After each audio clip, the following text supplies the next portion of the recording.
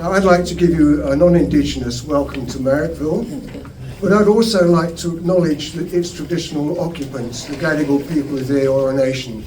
The simple fact is that, as Pip said, we meet on land that was, is and always will be Aboriginal. Now, an acknowledgement like that can be made routinely and without much careful thought, but I'd like to reflect on it for just a moment. When Australia was invaded by my ancestors, the British, there was a predominant mindset of racial superiority amongst the invaders. And it was that allowed them to perpetrate terrible violence on the Indigenous people. We, the non-Indigenous, have by no means been forgiven for that violence yet, and we've only just begun apologising for it. Now, I'm mentioning this and stressing it here because I can see a direct connection with the matters that we're going to discuss today.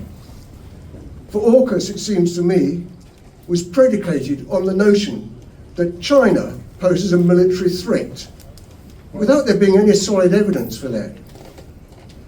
And I believe that what underlies this is the racist assumption that white Western nations are, by right, the world's preeminent people, and that any challenge to that preeminence has to be contained, which ultimately means confronted militarily.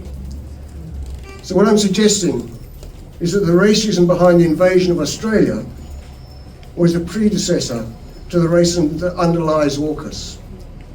They're both branches of the same stem.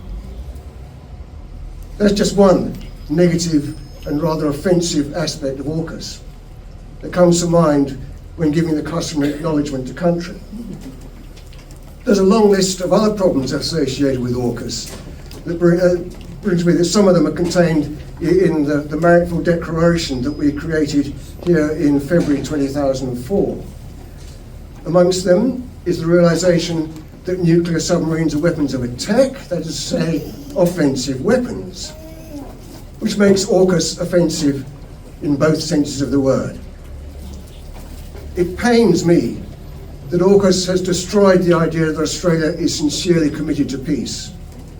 Its huge investment in offensive weaponry means that Australia is turning its face away from peace, instead focusing on the prospect of war. Now, I could probably go on, but that's quite enough from me. Much better informed speakers than me are going to follow. So I'll just say thank you for coming, welcome to Marrickville, and let's have a productive afternoon. Thank you.